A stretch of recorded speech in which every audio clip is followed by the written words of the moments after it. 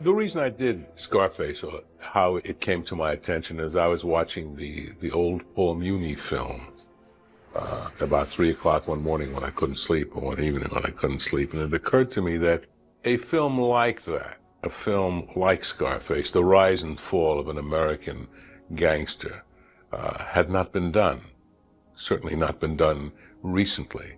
Hadn't been done since Scarface. Having had done a number of films with Pacino, I'd always wanted to do a large gangster film where he would have a part to play in this genre. And it occurred to me that this was not the old Scarface, because the old Scarface had to do with Prohibition, but the rise and fall of a gangster, an American gangster, a dynasty. I talked to Al about it, and I said, there's something here. I don't know where it is yet. I had heard about Scarface for a long time because I was working on a play by Bertolt Brecht called Arturo Ui, which was very influenced by the American gangster picture. And I heard, even as a kid, I remember my relatives talking about the Scarface and how George Raft flips the $50. And so I had heard a lot about it and never saw the picture. So I was one day walking along Sunset Boulevard, of all places, and there was I believe it's the Tiffany Theater now, and it was playing in a double bill with something else, I forget. It was Scarface, and there was a few of us. So I said, well, why don't we just go and take a look at it? And we went in, and it was, an astounding movie, astounding. And the performance of Paul Muniz was astounding and inspiring. And I thought after that, that I just wanted to, I wanted to imitate him. I wanted to do something. I was inspired by that performance. And I called Marty Bregman, who then put together some people, and they started working on developing this as a film. We started to work on Scarface with David Rabe. That was the first screenwriter on it. And David and I were working on it. And the screenplay was not exactly going like everybody wanted it to. And ultimately, I felt that we couldn't all agree on what we were trying to do. And David and I left the project. And I started to talk to other people. And one of the people I talked to was Sidney Lumet. Sidney Lumet had the idea of putting it in Cuba, which I thought was a brilliant idea. For years, I remember even Martin Scorsese and Robert De Niro had the Scarface movie in their repertoire of things they wanted to do, and it was a difficult thing to break through and find our way in to do it in today's world. He says, well, why don't you do this about the cocaine world? And it occurred to me that that's it. That's it. And I enlisted Oliver, who I'd known for a long, long time. Oliver and I were very good friends. And we embarked on this venture, this quest to explore the cocaine world. He came to me after the failure of my picture I directed called The Hand, and wanted my services back as a writer. And I needed money, and I was in a tough place. I was leaving America. And he said he wanted to do Scarface. I said, I'm not really interested in remakes, It was not until Sidney Lumet came into the picture, I think shortly thereafter, we had another conversation, and he told me that Sidney Lumet was very anxious to do the movie and wanted to do it Cuban, Miami, 1980, 81, the Mariel boat lift to Miami. I started into the research into Miami. And I went to Miami extensively, and I got to know both sides. I got to know the law enforcement side, the attorney's office, the gangster elements through the lawyers, the ex-gangster elements, and then eventually I wanted more, and I plunged on into the Caribbean. I went down to Bimini. On another trip, a separate trip, I went to Ecuador and to Bolivia. My wife was with me because she was sort of like part of my security. A man with a woman that seems a little less sinister or less intrusive than a single man. Naturally, we struck up conversations with a lot of guys with jewelry, kind of playboy types. And I told them I was a screenwriter, that I was doing a movie about this stuff, and they were flattered. We started talking and went back to their place, drinking, snorting, having a party. And I mentioned the name of somebody who had helped me in Miami with my research. This person had been a defense attorney. When I mentioned the name, their faces went white. It meant that I may have been in some way connected to the prosecution or to a cop or an enforcement officer, and I was just pretending to be a screenwriter, and I was going underground here. I knew I was in trouble. It was a scary moment, and it was good for me to get back in touch with that fear that I had felt so often in Vietnam.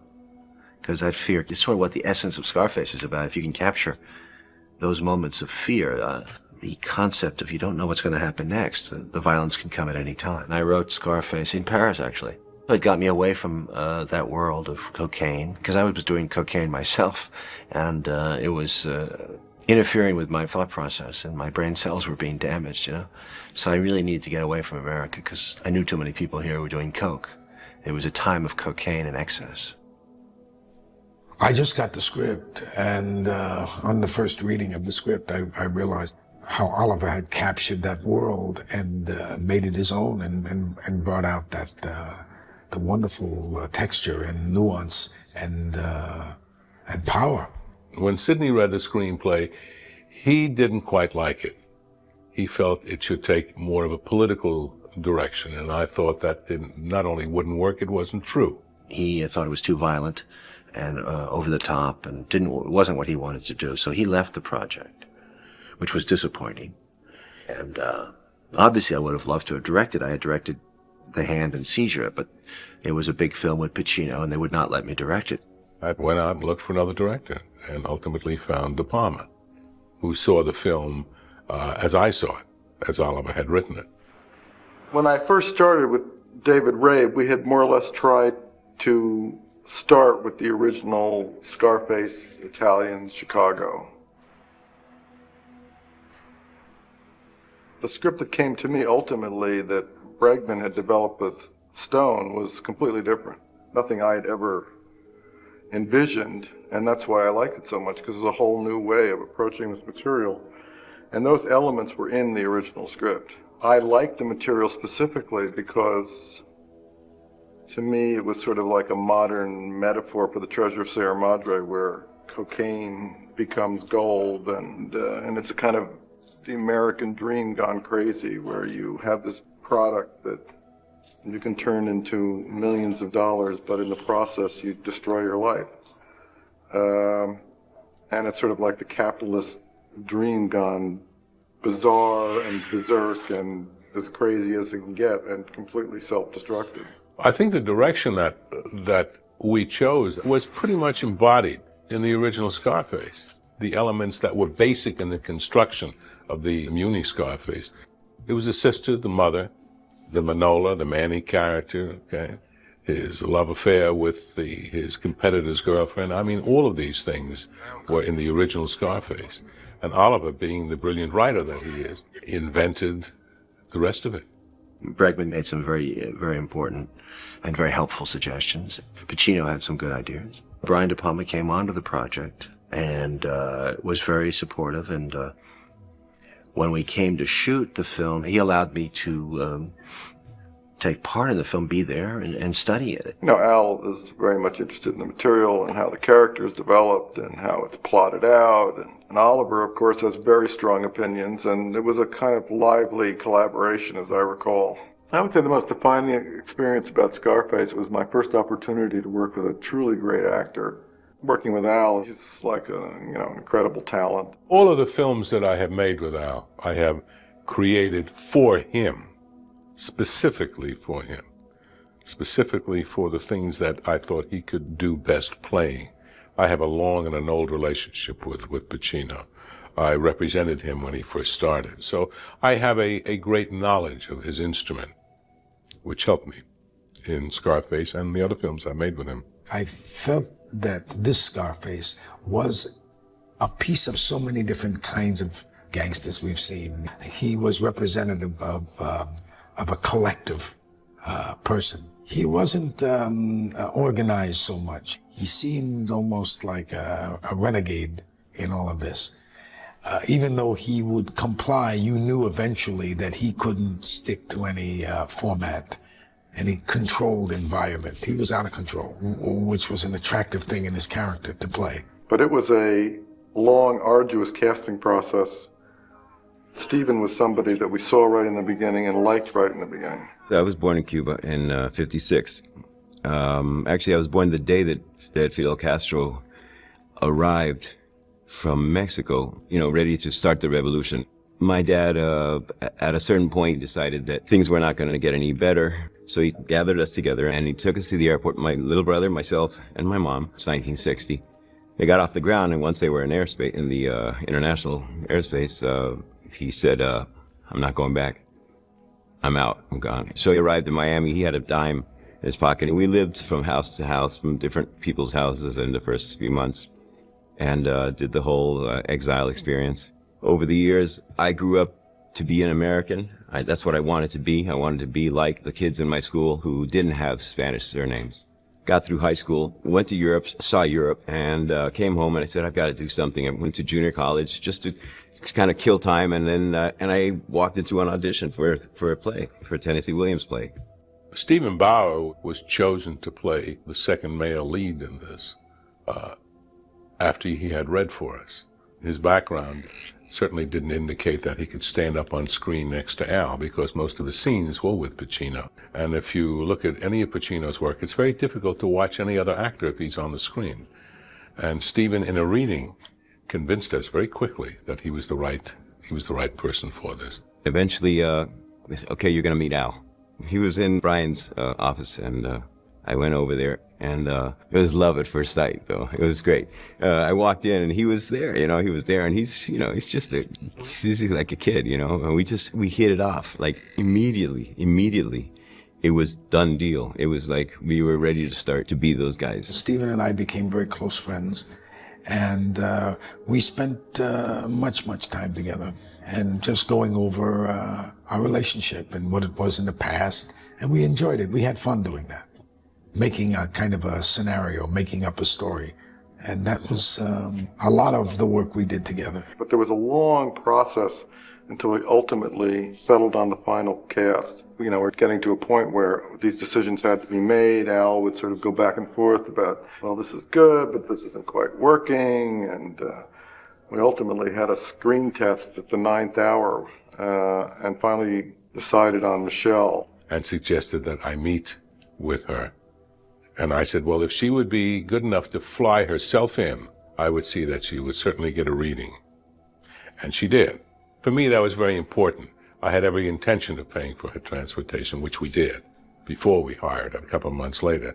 But if a young actor is that committed or is that interested in doing that role, that they would take the dollars, and which are hard-earned dollars at that point in their careers, and come in or make that kind of an effort, we always pick up the tab.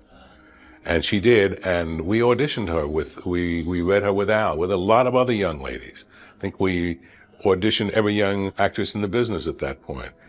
And at the theater that we used as a casting, when she got up on stage, she brought Al to life. It's interesting because I don't think even he was aware of it, but it happened. The relationship happened there. It was right then and there.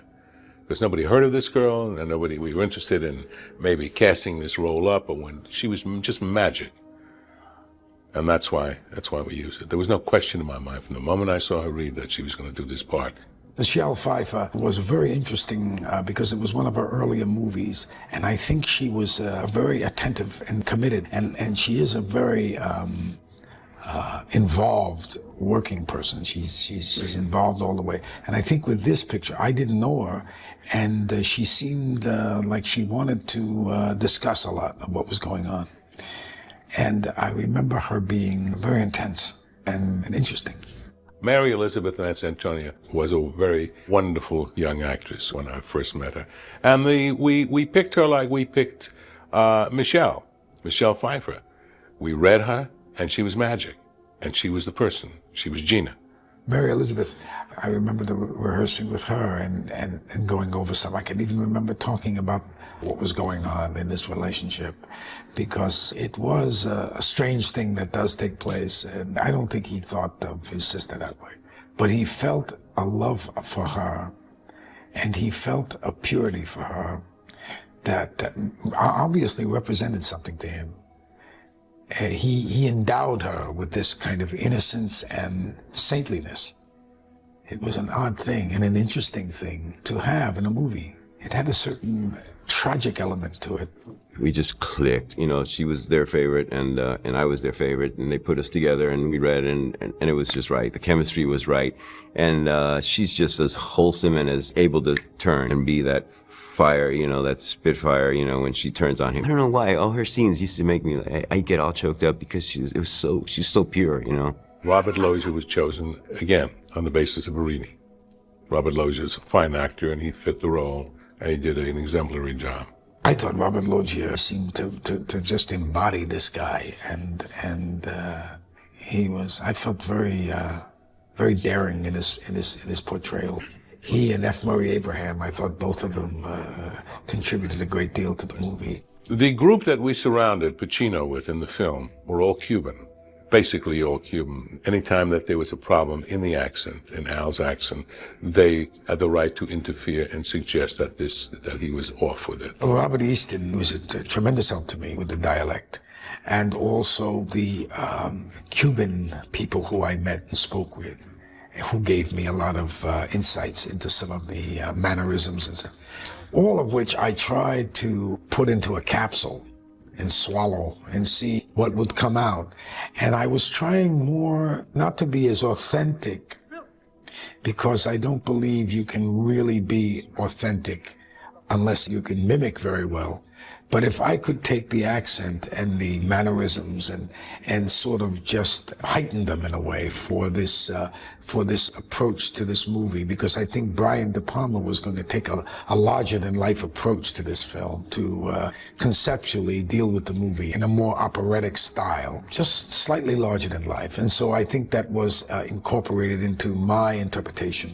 Al did a lot of the interesting things. When I first met him, we were doing some screen tests. We were testing Michelle Pfeiffer and other ladies.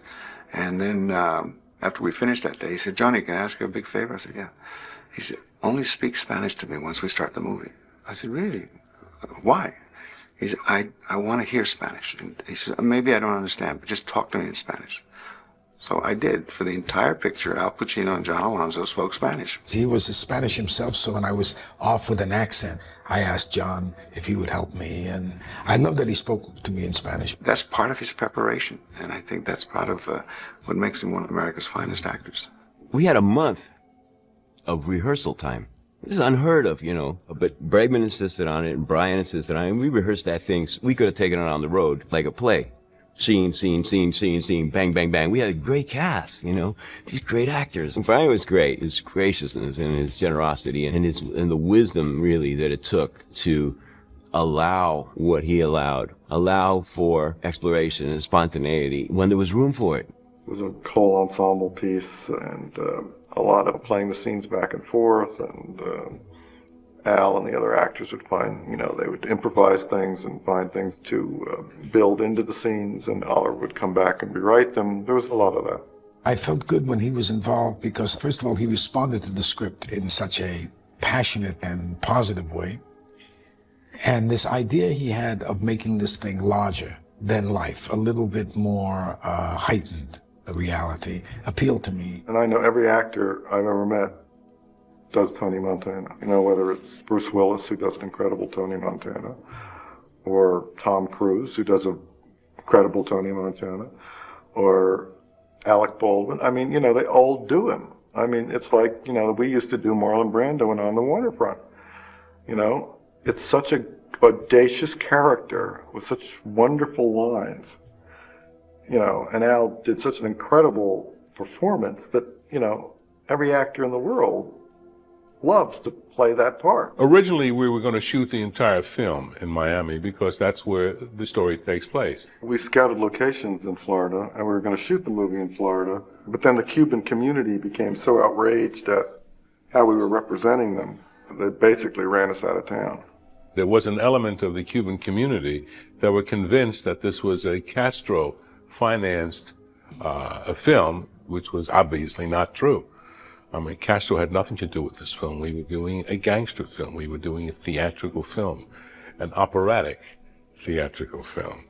But there were some people that within the Cuban community, a small part of them, that were convinced that we were out to, in fact, hurt their reputation collectively. There were a number of threats made, and we thought that it would be best if we moved the production from Miami to California. We shot it in LA, we shot it in Santa Barbara, we shot it in New York, and then we went to Florida for about, I'd say we shot 2 weeks there.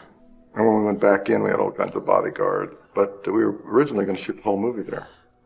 Tony Montana, who was named, by the way, but after my star at that time was Joe Montana, because I was a big 49er fan, and I was looking around for a good name, and I thought Montana, the mountain, Montana. I think the most stunning thing about Al is his face. He's the kind of guy that can hold the screen with his face. When you start a movie, you sort of want to give the lead character a very impressive entrance. And that face, that character, the crazy shirt he's wearing, the scar, the way he moves, the way he talks, you just want to really hit them because you're hitting them with something they've never seen before. A lot of this had been reported on the news, but nobody had ever seen it in a movie before. And to see these Cuban gangsters and the way they talked, the way they moved, and he just sort of embodied that in that close-up. It's a very well-written scene by Oliver. I think Brian's ideas on the opening of Scarface were very interesting to me, and it was very, again, against the grain, so to speak.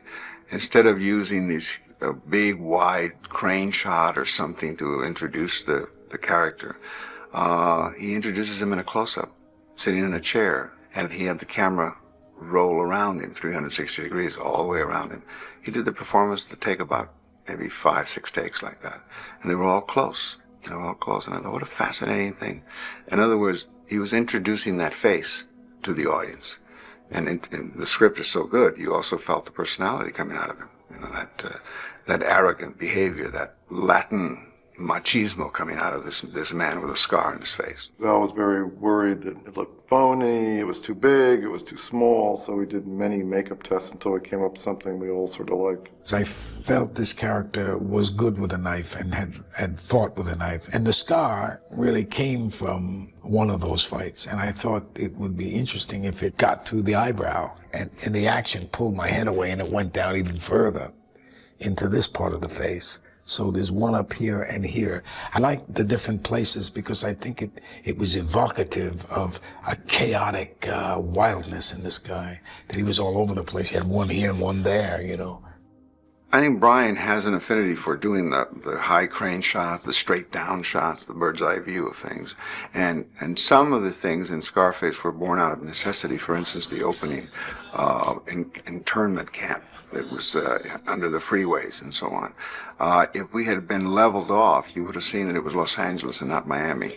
And also he was giving you that sort of introduction as if you're coming from heaven just to come down and to take a look at these people that are interned. He likes to move the camera a lot, but he doesn't do it arbitrarily. I don't think he does it just what I call cinematic gymnastics. He does camera moves that are an integral part of the story. Other than the personal events, the wars, the actual drug wars, the actual massacres, the Chainsaw Massacre, were all based on real incidents, very much so. We got a big assist from the U.S. Attorney's Office down there. And they showed us their files, and they showed us their tapes, their videotapes of crime scenes, all of the violence in this film that did happen. They didn't just kill each other in these drug wars. They literally chopped people up and found them sawed up in a trash can outside a 7-Eleven. So I wanted to establish a level of violence that nobody had ever seen before, because this is a whole different level of mob interaction. Not the sort of pleasant shootouts of this Godfather or stranglings or people being stabbed in the hand. Now we're into really terrible ways of killing each other. And I wanted to get it over early in the movie to set up, say, this is what it is. We're in a whole different world here. The chainsaw scene was based on an event I heard about, because I hung out with Miami, County of Miami, and Dade County, and I also hung out with Fort Lauderdale, which had another whole history. So I hung out with 3 different departments, and the case histories were pretty thick on murders. Definitely, the saw had been used. The scene was basically written by Oliver, and I just had to figure out a way of doing it, which, wouldn't turn into the Texas Chainsaw Massacre. That is a vintage De Palma technique. And you can feel it when you're doing it, that he set things up in such a way with such a strong visual understanding of what he wanted to do with that and how he wanted to build it. So I just marvel at it. And I was in the scene and I felt as though it was so laid out, so completely mapped out that it wasn't difficult to do. He had a giant crane move that Brian designed from the motel to see Stephen Bauer playing with a girl in a bathing suit and then back again and building that tension. And that sweeping moves, I call those director's points of view, as if I voyeuristically, if I could do that, I'd fly up and look through the window. I couldn't see, I'd come down and fly down. So to me, that's the feeling that he was giving me. Inside the motel room, everyone that I meet usually says, my God, that scene where they cut off his arm was terrible. I said, you never see it. You see it off of Pacino's face, you see it off of reactions, but you never see it. I said, that to me is good directing, because to leave you with the taste that you've seen something that actually hasn't happened. Well, it was interesting, when Scarface first came out, the scene, the shower scene, was picked on by almost every major reviewer in this country as something that was extremely violent, that was disgusting. But if you take a look at that scene very closely, we show nothing. All it is sound. There's sound and a man's face and blood. But there's nothing that goes on in that scene. You saw nothing. It was something that permeated the audience's imagination, which was brilliant filmmaking. Brilliant. It was. I mean, that's probably one of the most interesting that Brian ever did. When you do a scene like that, there are props around that you use or don't use. And though we may have had body parts to be hanging, if we shot them, we never used them, or we didn't shoot them. But the intention was always to suggest what was happening. You could hear it. You didn't have to see it. Once you set up a terrifically violent scene early in a movie, you don't really have to do much more after that. I expected Brian to give us this elaborate details of how he wanted the picture to look and what he wanted to work with. And all he said is, John, I want you to give me the most beautiful pictures, and I'm going to put violence inside. The movie was supposed to be shocking. It's a shocking world, and these are like gangsters you've never seen before. Well, it was shot in a couple of parts. We hung F. Murray from a crane, basically. But the stuntman, Dick Zeiker, had to leap out of the helicopter with a noose around his neck, and it had never been done before. That was a kind of tense day, as I recall. We had a couple of cameras on it, and they flew around, and then they literally tossed him out of the plane. And then we, intercut it with, Murray hanging from a crane. I want to do a kind of high-tech, neon, acrylic, vibrant pastels instead of your usual dark film noir, because you looked at South Florida, and this is what it was all about. These guys dressed in white, not black. And Scarfiati came up with a whole great look for the movie, and he was just a genius. The Babylon Club in Scarface, an extraordinary set that Nando Scarfiati designed. And he warned me before I saw the set. And he didn't warn me as much as asked me. He said, do you mind mirrors? And I said, no, I don't mind mirrors. I figured 1 or 2 mirrors here. I walk on there and there's 15 panels of mirrors all the way around. And to add to the dilemma, Brian says, I like to shoot 2 and 3 cameras. So that made it even funnier because I had to check each camera to make sure the mirrors were not reflecting itself or the other camera. And then when they were to be destroyed with gunshot, that we weren't going to get an accidental reflection. Stan Parks and Ken Papio are the mechanical effects men. These guys were in charge of the explosions, the pyrotechnics and all that. They're extremely talented men. And the fear that I had, everybody had, that these mirrors exploding so close to Pacino, that, flying glass and so on, because they couldn't really be plastic. Because if they were plastic, they wouldn't break. They had to be plate glass so that they would have the implosion. What they did was very, very clever. They were able to more or less implode them so that they could take the pellets away from Pacino's face.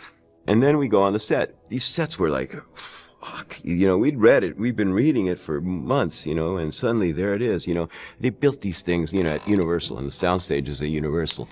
And we'd walk on, it's like, oh, now I know where I am, and boom, we were there. The humor was a part of what I thought right from the start would be necessary in order to get this guy so that you could laugh at him also, because if not, it was just going to be a one-way street. You needed to find those odd things, those twists, those ironies, to give the character some intelligence too, so that there was something else going on also. Otherwise, it would be too blunt and too hard to take, I think. Oliver said, in the scene, you do this thing, have you ever done that? I said, do that? And he goes, it's this thing. I saw this guy in Miami do this thing, with a tongue. And I said, you saw somebody do that? He goes, yeah. And I go, yeah, what? And he probably got slapped. He goes, that's what happens. You get slapped. And he goes, yeah, but do it. I mean, like, really do it. Can you do it? And I said, well, I'll practice, And I start doing it, and he goes, oh, you're Manny. Oh, it's perfect. Show Brian. Well, I think it's important to establish that, robbers, they sort of enjoy the money they rob. I mean, they have a good time.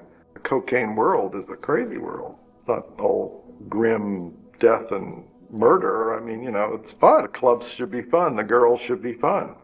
It's a price to pay for all this, but you got to show that why they're there. They may be killers, but they're kind of colorful. Tony gets the American dream, but it's hollow because there's nothing going on spiritually. He can't love. He can't love Michelle Pfeiffer. He can't reach across. He can't connect. All he can love is his sister, his blood, but his ability to imagine a form of love outside himself is gone by the materialism that surrounds him, is destroyed by it. I thought that Al reminded me always of Humphrey Bogart with that kind of narrow face and those kind of nervous eyes of his. And I thought that it'd be a great finale for him to be buried in a mound of gold dust or cocaine, like just crash into it. The cocaine that Al snorted was real. No, I don't know what Al was snorting, to tell you the truth. I do remember we tried out baby milk, which is dried milk, but there was nothing easy to snort because it would get in your nose and you'd be blowing his nose all the time. But I never snorted it, so I can't really attest to what it was. I don't like to give away that secret because it takes away from somebody's belief. You have to have a secret. I mean, that's part of what we do. The ending of the Paul Muni Scarface has probably a lot to do with the codes of the time, that the bad guy had to repent or had to crawl on his knees and to beg and be a coward so that he could be killed or punished. So I think that was probably dictated the ending of Ben Hecht's Scarface. I think it was more interesting to let Al Pacino, Tony Montana, destroy himself, to bring himself down, which seemed to be the case if you study the history, the profiles of the drug lords. You will see a pattern. Money and excess and wealth. Luxury corrupts far more ruthlessly than war.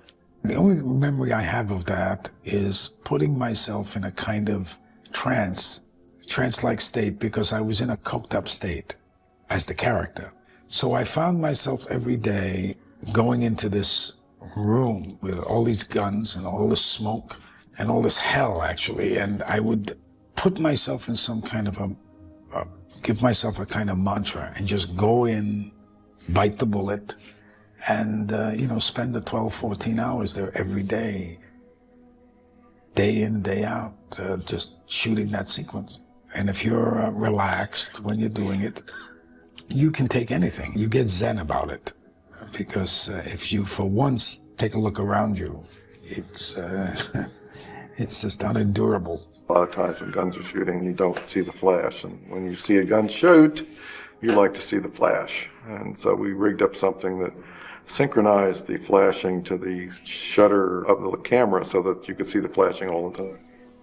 Ken Papio and Stan designed this synchronization system for the weapons so that the camera shutter is open to see the flame, and Pacino can't fire it unless the shutter is open. It sort of drove Pacino crazy a little bit because he pressed the trigger and it wouldn't fire until the camera was perfectly in sync with his flash. And it got a little testy there because he wanted the freedom of it. But it worked out very good. These men are very talented men. We had a lot of time to shoot that because Al burned himself badly on one of the guns. And so I basically had to shoot like 2 weeks without Al. So I had a lot of time to shoot the Colombians doing things. I'm trying to think how many cameras we used in Climax. I'm not sure. I think we had one on a crane, and we had two down below and a third one. May have been four. maybe 4 or 5 cameras that we had. We had a slow motion camera that was prepared to shoot the stuntman as he got hit, or Pacino as the squibs were going off. We had 1 camera in slow motion. We may have had 5 cameras on that sequence. Steven's a very old friend of mine, came over to the set and thought this was great and said, I got an idea, let's put a camera over here. I said, fantastic. So we stuck a camera, I think it was a low angle camera over on the side, and was used for when the Colombians first come into the house. It probably took more than half a day just to line up exactly where the cameras were going to go. And it took 2 days to get the stunt of the man falling. I say it took 2 days because it wasn't really working right the first time. And he had to hold his breath, too, when he landed there, because Brian wanted to keep shooting for a long time. The gentleman that was head of the MPAA at that point had a very strong negative feeling about this film in terms of its violence and in terms of its language. But the language was a big problem to him, and he threatened us, not only threatened us, but he stamped an X rating on this film. We discussed what they thought was bothering them, and then I made an adjustment, and I sent it back to them a second time. They gave us an X again. Then I cut it back a third time, and they were sort of fixated on how many gun hits were in the clown. And I was thinking, the clown? They're worried about the gun hits in the clown. So this is the third time I sent it back, and they still gave us an X. And the studio, of course, was saying to me, solve this. You know, we can't release an X movie. But I wasn't going to cut it anymore. I felt it was against what the material was. I didn't think it was overly violent. I thought it was just showing the world of these people. And I thought it was affecting the dramatic thrust of the movie. So I said, I'm not doing this anymore. I think we're going to hurt the movie. And then I basically got on the phone, and I called some of my reporter friends nobody knew about. And I said, this is an outrage. So there was tremendous amount of articles. And I went to arbitration on this, except I went prepared for literally a court case. I brought in 3 psychiatrists, 3 experts in this field. I brought in Time magazine. I brought in the police officer, the head of the Organized Crime Bureau from Miami, in terms of how this would affect children. The fact that it was an anti-drug film and how important it was for it to be made. And we conducted this thing. We conducted this like a trial, and we beat him. We beat him hands down. The vote was 18-2 in favor of our getting an R rating. Basically, somebody said, we got to let the world know what's happening. And that's what I think swayed them, and we won. Now, there's something that gets completely confused all the time. Because I cut the picture back 3 times, everybody assumes they saw the third cut. But I called the head of the studio, and I said, if I have an X on the third version, I have an X on the first version. The initial version, they're all X's. Why don't I just go with the first version? And they said, oh, no, you can't do that. And I said, why not? An X is an X, isn't it? When I first saw the movie, I thought that Brian had achieved that operatic style. I thought it would be controversial, though. I thought that there would be a reaction to it, that it would affect a certain kind of criticism. But it was the movie Brian set out to make, and I thought he achieved it. And I was pleased. At the first screening, actually, the first screening in New York, Martin Scorsese was sitting in front of me. And I was a nervous wreck. And he turned around in the middle of it, and he said, they're going to hate this film, but they're going to love it, too. He says, people are going to love this. He says, you guys are on. You're right there. You're on. You're dead on. And he says, you're onto something, you know. When I saw the film, I was very proud of it. It was, one of my children. I'd go on the New York subways and I'd hear dialogue from the picture. I knew that it hit a nerve.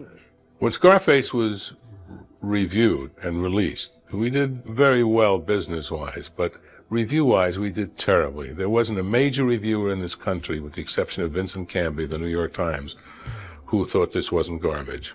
Now, these same reviewers have pointed to Scarface as the consummate gangster film, as the landmark gangster film.